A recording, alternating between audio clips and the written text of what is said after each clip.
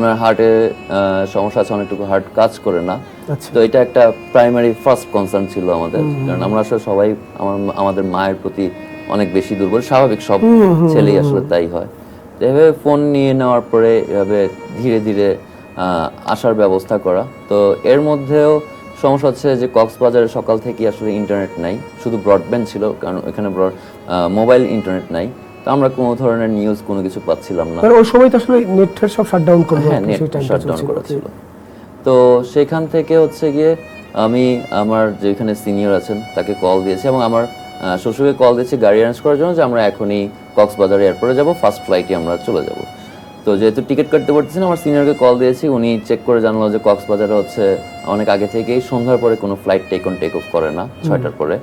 তো কক্সবাজারে তখন ফ্লাইট নেই, তখন অলরেডি 6টা পার হয়ে গেছে। তো গাড়ি আমরা তখন চিটাগংয়ের দিকে নিলাম, যে চিটাগং থেকে ফার্স্ট ফ্লাইট যেটা পাবো সেটাতে চলে আসবো।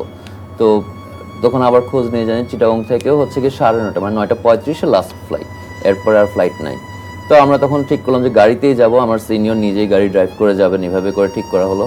তো আমাদের আরেকজন সিনিয়র আছেন আতিক স্যার, তো উনি ইমার্জেন্সিগুলো হ্যান্ডেল করেন, ইউজুয়ালি দেখা যায় বেশ সাহায্য করেন। উনি আমাকে ফোন দিলেন এবং উনি আমার সাথে অ্যাডভাইস করলেন যে সকালবেলা 6:30 ইউএস বাংলা একটা ফ্লাইট আছে, সেটাতে আমরা গেলে বরং ভালো হয়, কারণ এখন রাস্তার কন্ডিশন ভালো না, অলরেডি খুবই খারাপ অবস্থা।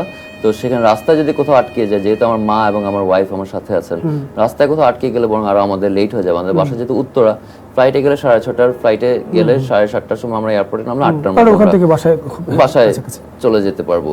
তো এভাবে সাজেশন করেন, এবং উনি তখন ফ্লাইট টিকিট কাটতে বসেন, আমি তার এই সাজেশনটা নেই ভালো অ্যাডভাইস হিসেবে। তো কিন্তু টিকিট কাটতে বসে পেমেন্ট করতে গিয়ে তখন ব্রডব্যান্ডও অফ হয়ে যায়, তো আমরা টিকিটও পাইনি।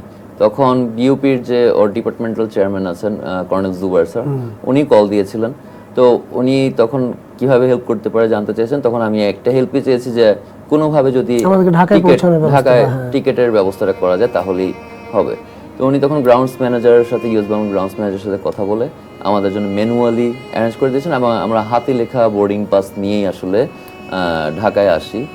এর মধ্যে আমার বাবা জিজ্ঞেস করেছেন যে কি হয়েছে, সেটা তো প্রতি ঘন্টায় ঘন্টায় আসলে আমি আপডেট দিচ্ছি যে হ্যাঁ এখন একটু ক্রিটিক্যাল কন্ডিশন, বলতেছে কিছু বোঝা যাচ্ছে না, কোথায় ব্যথা পাইছে বোঝা যাচ্ছে না। তারপর একসময় বললাম যে হ্যাঁ মাথায় আঘাত পাইছে। আমার বাবা জিজ্ঞেস করছে মাথায় আঘাত পাইছে না অন্য কোথাও, মানে উনি শিওর হতে যাচ্ছে যে আসলে কি হচ্ছে, উনি তো আসলে কিছুটা বুঝেন। তো প্রতি ঘন্টা ঘন্টা আপডেট দিয়ে আসলে আমার মাকে আস্তে আস্তে প্রিপেয়ার করা, কারণ উনি একবারে হঠাৎ করে শক নিতে পারবেন না। তো এটা বলতে বলতে এর মধ্যে আমার বাবা জিজ্ঞেসও করেছেন যে আসলে ও আছে নাকি নাই।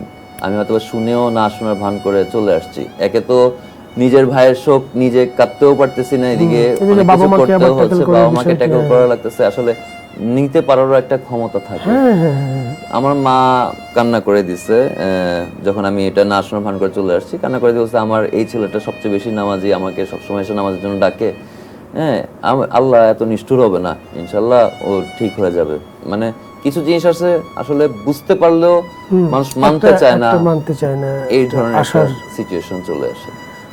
তো আপনারা তাহলে হচ্ছে 19 তারিখে ঢাকায় পৌঁছালেন? 19 তারিখ সকালে ঢাকায় পৌঁছালেন। আপনি যখন 18 তারিখে ওকে হসপিটাল থেকে বাসায় নিয়ে আসলেন, তারা আসতেছে না, তাদের সঙ্গে কমিউনিকেশনটা হচ্ছিল, বা তারা 19 তারিখ এই মাঝখানের সময়টুকু আপনি তখন কি করছিলেন, মানে আপনি কিভাবে সামাল দিচ্ছিলেন আসলে? আমার সাথে তখন আমার চাচা চাচিরা ছিল, এবং আমার আর মুগ্ধ যারা ফ্রেন্ডরা, আমরা ছোটোবেলার ফ্রেন্ডরা ছিলাম, তারা আমার সাথে তখন ছিল।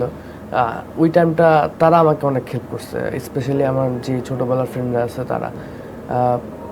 আমি মানে আমার মনে আছে আমি সারা রাত ধরে মুগ্ধর যে গাড়িতে ওকে রাখা ছিল সেই গাড়ির পাশেই আমি বসেছিলাম, এবং রাতে ভাই আমার ফ্যামিলি মেম্বাররা না আসা পর্যন্ত আমি সেখান থেকে উঠি নাই, সেখানেই সারা রাত বসেছিলাম। এবং সারা রাত মানে আমার কাছে এটাই মনে হচ্ছিল যে হয়তোবা এটা একটা দুঃস্বপ্ন, হয়তোবা স্বপ্ন, কোনো এক সময় ঘুম ভাঙবে আমার, আমি উঠে দেখবো এটা একটা দুঃস্বপ্ন ছিল।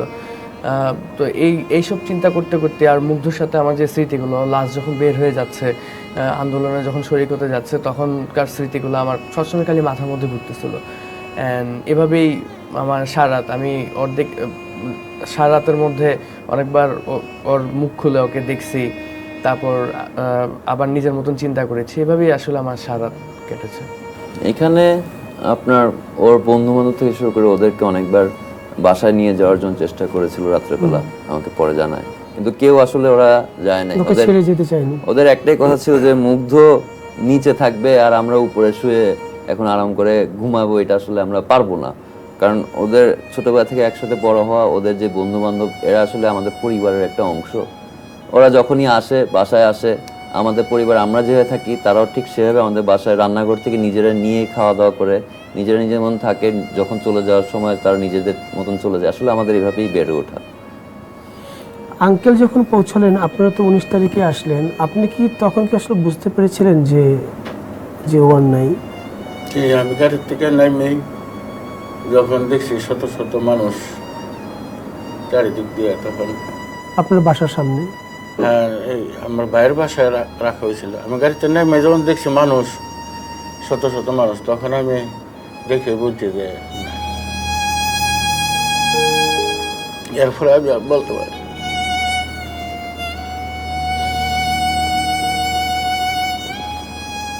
আবার দম বন্ধ হয়ে আসছে। আমি কাঁদতে পারি নাই তখন। এখন তো